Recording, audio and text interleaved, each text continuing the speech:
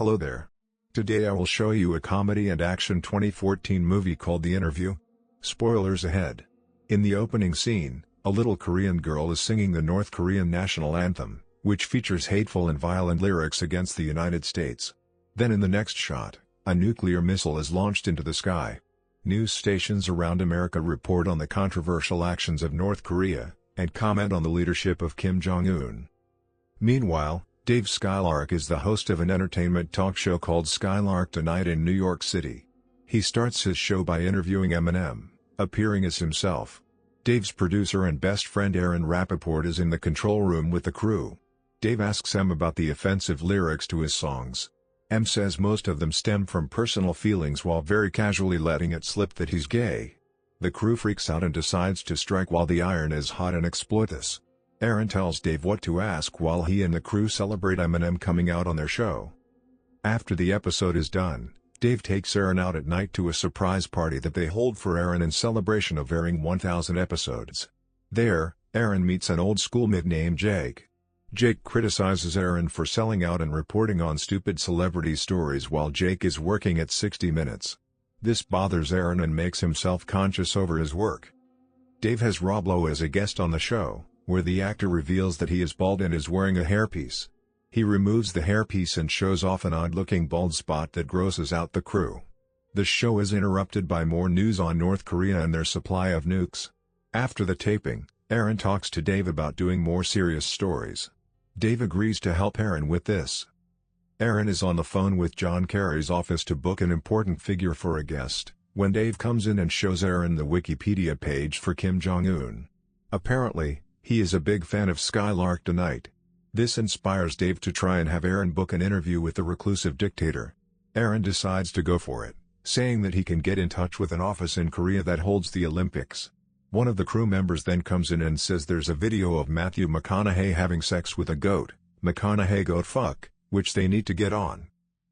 Aaron gets a phone call from a representative of the DPRK, Democratic People's Republic of Korea, inviting him to travel to China to meet with North Korean officials to determine what to do with securing an interview with Kim.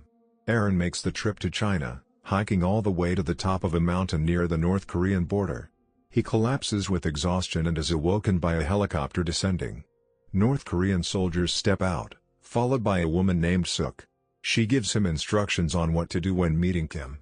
There will be written questions for Dave to ask Kim, scripted by his people. They leave him there with a small bottle of water. Returning to New York, Aaron tells Dave and everyone at the studio of his experience. Dave gets excited and brags to everyone on live TV that he has scored an interview with Kim Jong-un. He is subsequently criticized by other TV hosts like Seth Meyers and Bill Maher. Dave thinks they're just jealous, and he later does ecstasy with Aaron. They host a wild and destructive party at their house. The next morning, the guys are visited by agents LACEY and BOTWIN from the CIA. Dave is immediately attracted to LACEY as she tells them the reason for her visit. Since they are going into North Korea, the CIA has decided to use them to assassinate Kim. This is so that a coup d'état by the North Korean military can happen and the people of North Korea can finally have a suitable leader. Dave immediately accepts, but Aaron pulls him into another room and tells him that LACEY is probably trying to honeypot them by exploiting her good looks to rope them into a plot like this. Dave and Aaron go to the CIA headquarters where LACEY briefs them on their mission. She warns them that Kim is a master manipulator and that the people have spread rumors like that he doesn't go to the bathroom. The plan is to use a ricin-laced strip to poison Kim when Dave shakes his hand. Dave thinks a better plan would be to blow Kim up on live TV, and then get rescued by SEAL Team 6. LACEY comments on how stupid and unsafe this is, and that the ricin strip is simple and more effective. They test it out with Dave, but he accidentally covers his mouth when sneezing.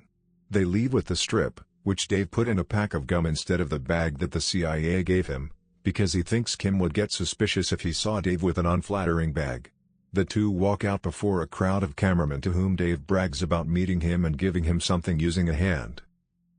The two travel to North Korea and are welcomed by a big crowd at the airport near the capital city of Pyongyang. Suk guides them through the city to dispel the rumors of North Korea's famine. They drive by a supermarket and see a chubby boy on the street to convince Dave and Aaron that the people there are not starving.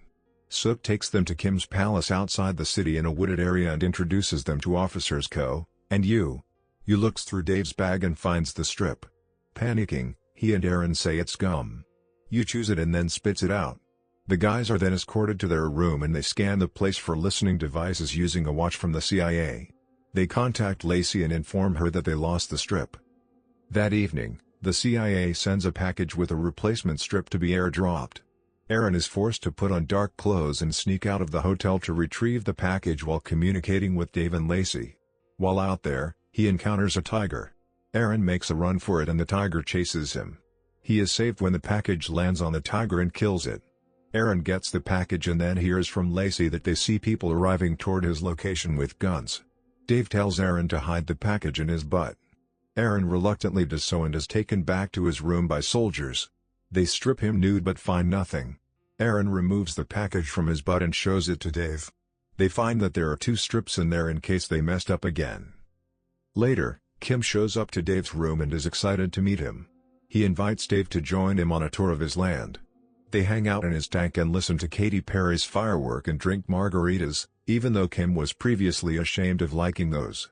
He plays basketball with Dave on a private court and talks about how he has been trying hard to carry on his father's and grandfather's legacy.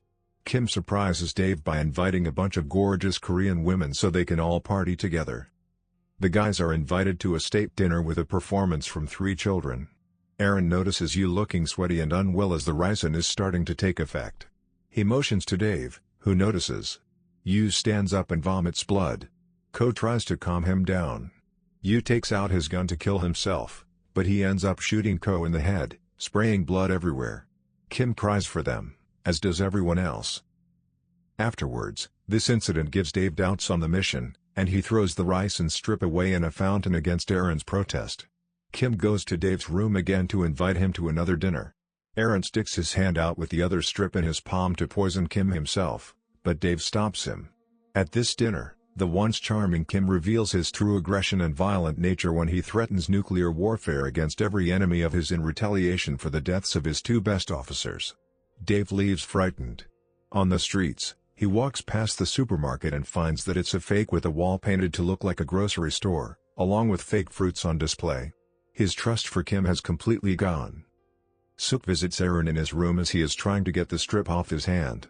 They acknowledge their attraction for each other and start to try having sex, but they stop when Suk says she gave Aaron false information regarding potato growth.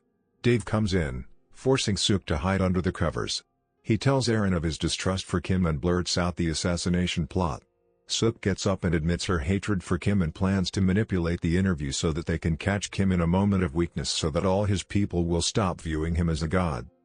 The time comes for the interview to take place. Kim and Dave prepare themselves while Aaron and Suk operate the control room. Kim gives Dave a puppy as a gift to remind Dave of his old dog. Both the United States and all of North Korea watch the event. Dave begins by asking Kim the scripted questions as instructed about Kim's life and upbringing. Dave slowly builds up to sensitive topics until he asks Kim why his people are starving. Kim counters this by saying that his people are well fed and argues that they would have more food were it not for the unfair sanctions held by the United States. As Dave's questions get more intense, a man in the control room attempts to cut the feed, but Aaron fights him off. The man bites off 2 of Aaron's fingers while Aaron bites off 1 of his fingers and causes the man to sit on a control stick that gets shoved up his ass. Suk shoots the man in the head before he can kill Aaron. Meanwhile, Dave brings up the margaritas, Kim's father, and then starts singing Firework to cause Kim to break down in tears and even shard himself. The soldiers and station crew start arguing and can't believe what they're seeing from their leader. In his rage, Kim pulls out a gun and threatens Dave. He shoots Dave in the chest on live TV. Dave falls to the floor as Kim leaves. Dave stands up and reveals he was wearing a bulletproof vest. The soldiers storm toward the control room. Suk shoots them all down. She and Aaron reunite with Dave and the puppy.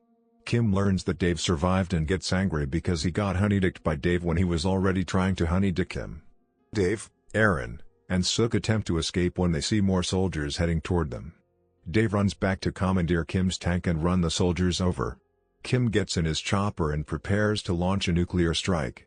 The chopper fires at the 3 in the tank. Dave aims the tank at the chopper and launches an RPG, obliterating Kim in a fiery blast, and holding off the launch. Suk leads Dave and Aaron to a mining tunnel that will take them west to the coast. She and Aaron part with one last passionate kiss. He and Dave make it far enough and are rescued by SEAL Team 6. They take the guys home. As they ride across the sea, the two reflect on their adventure. Back home, Dave writes a tell-all book on the mission. North Korea is shown to be prospering with democratic elections starting to take place. Aaron also manages to keep in touch with Suk through Skype. And this is how the film ends. Let us know which movie should we go back and recap next in the comments down below, and consider hitting that subscribe button if you liked our video.